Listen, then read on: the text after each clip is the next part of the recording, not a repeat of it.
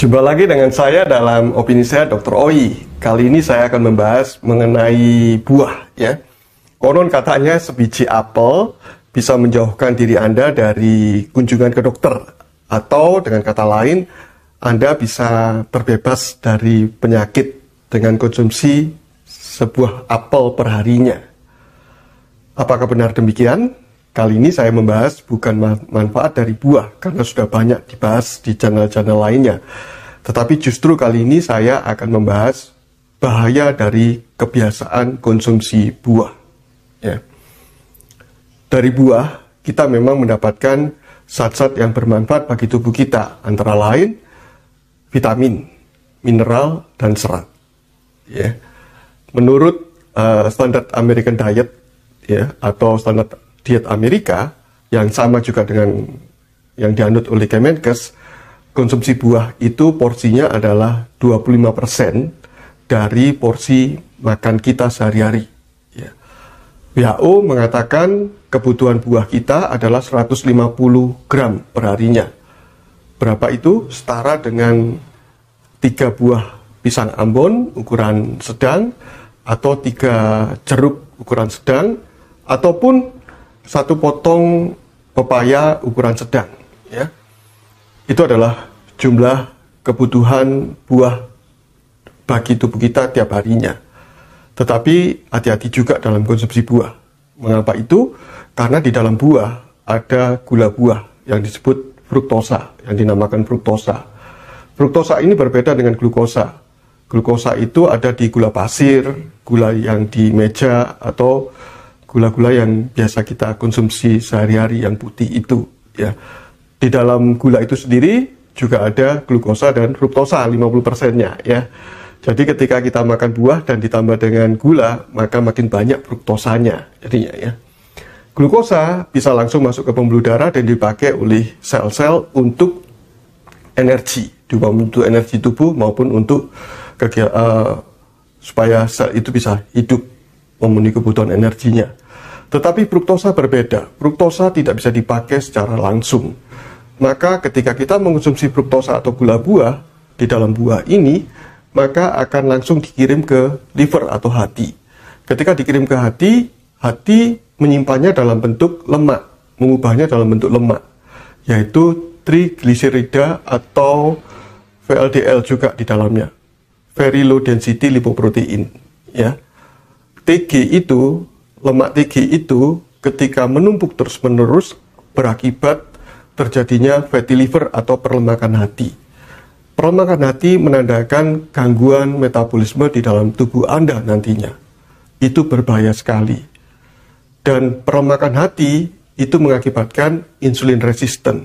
Insulin resisten akan berakibat timbulnya sindrom metabolik, antara lain kencing manis, hipertensi, penyakit jantung, stroke, penyakit gagal ginjal, kanker bahkan, dan juga autoimun yang banyak diderita orang saat ini. Dan berbahayanya lagi ternyata sindrom metabolik itu adalah komorbid dari COVID-19. Ingat, pandemi belum berakhir saat ini. Jadi ketika konsumsi buah terlalu banyak, maka berakibat gangguan metabolisme Anda. Perlemakan hati, insulin resisten, sindrom metabolik, kencing manis, hipertensi, dan semuanya itu bisa berawal dari konsumsi buah-buahan. Nah, mengapa buah menjadi masalah pada akhir-akhir ini? Ya, konsumsi buah sejak tahun 1970 sampai 2014 ada data yang mengatakan terjadi kenaikan yang sangat signifikan. Tetapi ketika dikatakan buah itu menyehatkan, mengapa justru banyak penyakit metabolik timbul, obesitas timbul, padahal buah justru sebagai sarana diet untuk menurunkan berat badan. Nah, ini menjadi problemnya yang harus Anda ketahui, yaitu fruktosa. Akar masalahnya di fruktosa atau gula buah. Konsumsi buah juga berubah dari tahun ke tahun. Bila dulu buah itu adalah musiman, ya, ada musim apel, ada musim durian, musim mangga, musim duku, dan sebagainya, ya. Tetapi sekarang seolah-olah buah itu, apel itu, kita bisa dapatkan sepanjang tahun. itu adalah kemajuan dari perkebunan atau pertanian, teknologi pangan, bisa membuat buah itu muncul setiap tahun, ya sepanjang tahun. Tetapi selain memang frekuensi munculnya sering jadinya, tetapi juga adalah fortifikasi atau hibrida dari buah itu, yaitu buah sekarang ini makin lama makin manis. Bahkan beberapa waktu yang lalu saya mendapatkan stroberi itu sekarang manis, bukan kecut ya. Nah itu bagaimana teknologi itu membuat fortifikasi, penambahan atau peningkatan kandungan di dalam suatu zat makanan, dalam hal ini buah ya. Fruktosanya juga makin tinggi, ditandai dengan rasa manis yang dari tahun ke tahun, dari waktu ke waktu makin manis ya. Itu menjadi masalah. Jadi satu apel ini kalau dulu fruktosanya mungkin sedikit, tapi sekarang bisa sampai 60% dari apel ini ya. Dan itu menjadi masalah bagi liver kita dan metabolisme kita. Jadi ya. Kemudian berikutnya adalah pola makannya, cara makannya. Kalau dulu cara makannya adalah langsung dimakan seperti ini setelah dicuci, tetapi sekarang di blender, di jus, pakai juicer ya. Sehingga unsur yang penting di dalam buah ini yaitu fiber atau serat tidak didapatkan. Justru yang banyak adalah fruktosanya alias gula buahnya. Ya. Apalagi ketika bikin jus ditambah dengan gula pasir ya, atau gula-gula yang lain, gula bit atau gula brown sugar dan sebagainya, sama saja ya. Di dalamnya mengandung fruktosa juga, jadi fruktosanya double tinggi sekali ya. Kemudian persoalan yang lain adalah buah sekarang dijadikan diet sebagai pengganti nasi. Jadi saya tidak mau makan nasi sekarang ini, tapi saya makan buah karena katanya buah itu sehat dan juga membuat tubuh menjadi langsing, berat badan bisa turun ya. Tapi benarkah demikian? Ketika buah itu ternyata bisa membuat fat atau lemak kita bertambah.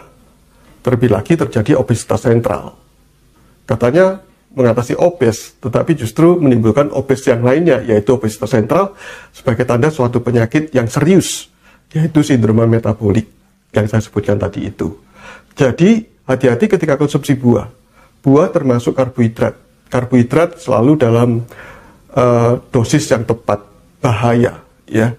Dan ketika kita konsumsi buah atau karbohidrat lainnya, kita sulit sekali menghentikannya. Karena buah itu tidak membuat kenyang sebenarnya. Pada kesempatan yang lain saya sampaikan mengapa buah tidak bisa menimbulkan kenyang, dan justru kita menjadi makin lapar. Karbohidrat tipikalnya seperti itu. Kita hanya bisa menghentikan dengan kesadaran kita. Stop, porsinya sudah berlebihan. Berbeda dengan lemak dan protein. Ya. Karena itu hati-hati ketika konsumsi buah, karena di dalamnya ada bahaya yang mengancam, yaitu fruktosa atau gula buah. Terima kasih sudah menyaksikan tayangan dari saya. Bila tayangan ini bermanfaat bagi Anda, silakan bagikan kepada yang lainnya. Salam sehat dari saya, Dr. Oi.